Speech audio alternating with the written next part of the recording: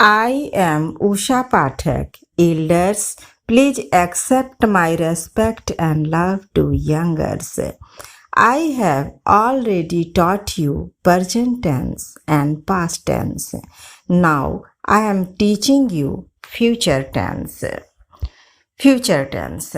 There are three senses in which the future tense can be used to express merely future time and nothing more. To combine future time with an implied command. To combine future time with an implied intention. First, merely future time. When nothing but future time is intended mere futurity without any idea of command or intention being mixed up with it, shall must be used for the first person and will for the second person and third person, as I shall go, we shall go, thou wilt go, you will go, he will go, they will go. In these persons, shall and will are strictly tense, forming, that is, auxiliary verbs.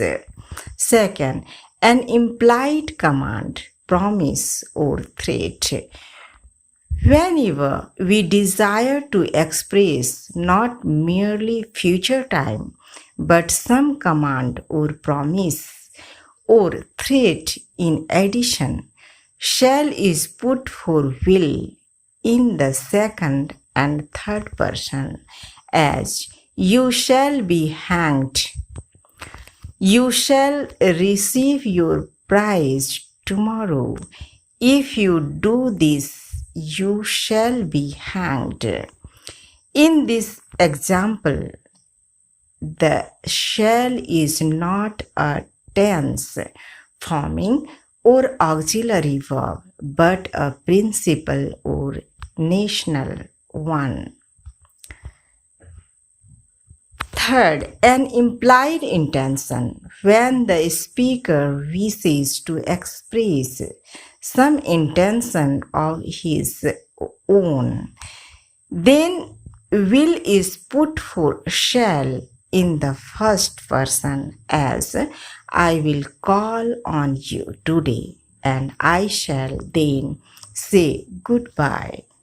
Here will denotes the intention of calling, while shall denotes merely future time. Therefore, will is a principal verb and shall is an auxiliary. In a command, promise, threat, or intention, there is necessarily some sense of futurity. Nevertheless, the verb shall in all such contexts as and will in such a context are in the present tense, not in the future. They are simply notional verb. Transitive in the present tense and the infinitive following is their object. It should be noted that shall in Old English means I must, I owe, I am liable for, and this sense is maintained. Wherever this verb is used in the second and third person, will in Old English means to intend or desire, and this sense is maintained. Whenever this verb is used in the first person, but these senses are not maintained. When shall is used in the first person and will in the second and third, The verb have then become auxiliary. That is, they have discarded their original meanings in order to help other verbs to express future time. The future indefinite. The future indefinite tense denotes that the time of the occurrence of the event is in the future and indefinite. The verb is used in its simplest form. For example, to eat. Is it in its simplest form, along with the auxiliary verbs shall in the first person and will in the second or third person. We have, for example, the following forms in the future indefinite tense. I shall eat mango, first person, singular number, affirmative sentence. We shall eat mango, first person, plural number, affirmative sentence. You will eat mango, second person, singular number, affirmative sentence. You will eat mango, second person, plural number, affirmative sentence. He will eat mango, third person, singular number, affirmative sentence. They will eat mango, third person, plural number, affirmative sentence. These examples are simple statements of fact. All are affirmative sentences. We make the affirmative sentences negative as I shall not eat mango. We shall not eat mango. You will not eat mango. You will not eat mango. He will not eat mango. They will not eat mango. We make affirmative sentences interrogative as shall I eat mango? Shall we eat mango? Will you eat mango? Will you eat mango? Will he eat mango? Will they eat mango? We make this sentence negative as shall I not eat mango? Shall we not eat mango? Will you not eat mango? Will you not eat mango? Will he not eat mango? Will they not eat mango? Replacing the mark full stop with exclamation. Make the sentence exclamatory as I shall eat mango. The future continuous.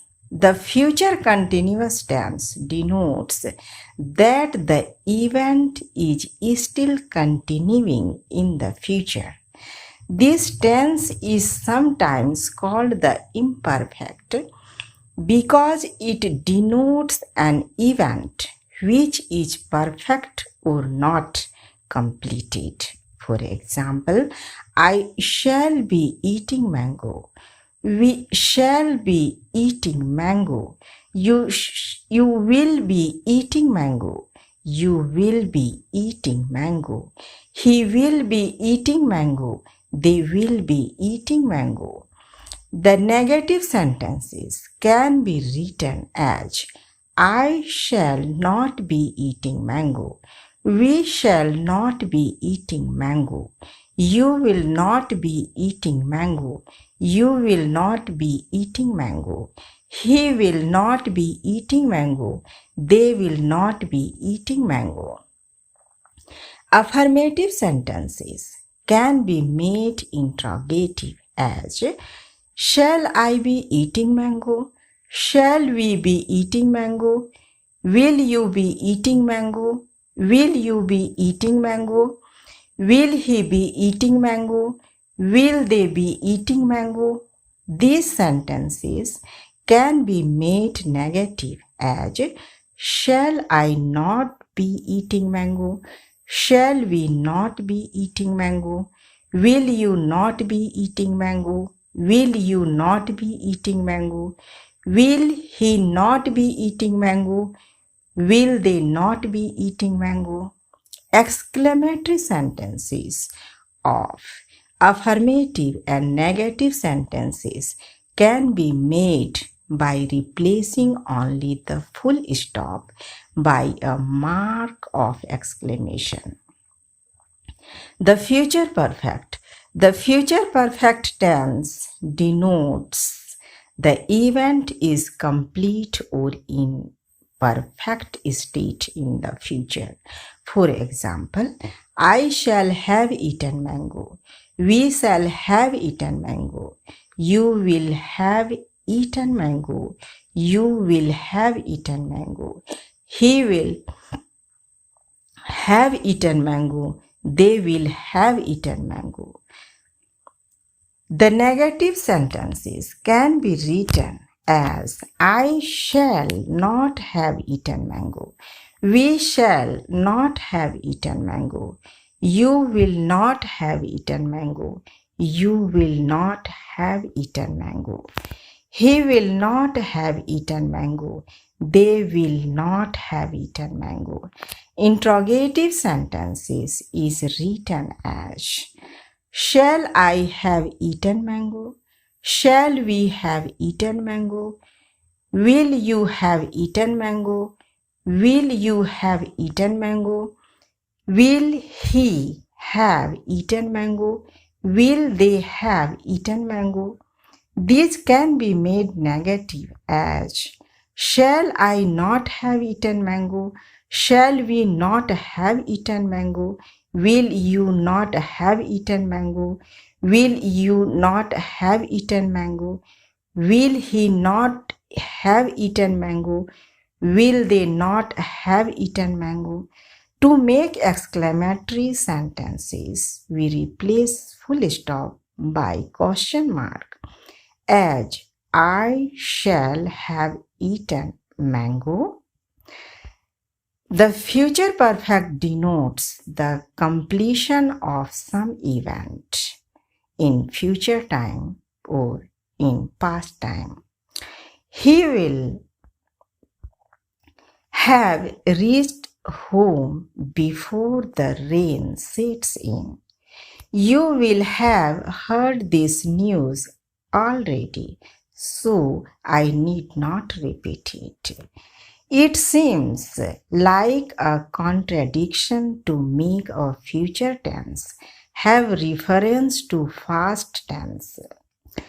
But the future tense here implies an inference regarding something which is believed to have passed rather than past time itself. You will have heard means I infer or believe that you have heard. The future perfect continuous. The future perfect continuous tense denotes the event is complete or in perfect state and is still continuing in the future. It combines the meanings of the two preceding forms, the perfect and the continuous. For example, I shall have been eating mango. We shall have been eating mango. You will have been eating mango. You will have been eating mango. He will have been eating mango. They will have been eating mango.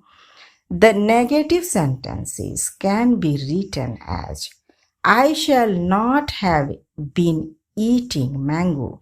We shall not have been eating mango. You will not have been eating mango.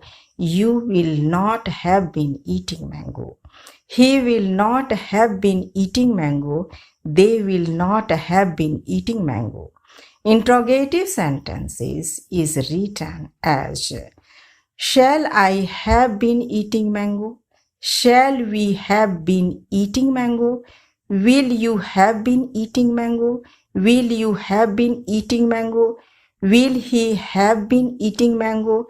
Will they have been eating mango? This can be made negative as shall I not have been eating mango?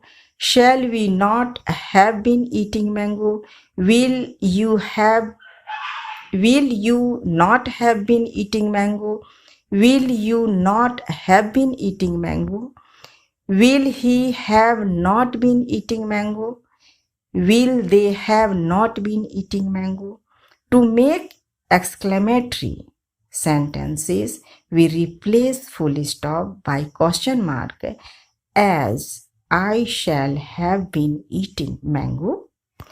Please subscribe my channel, like and share with your friends.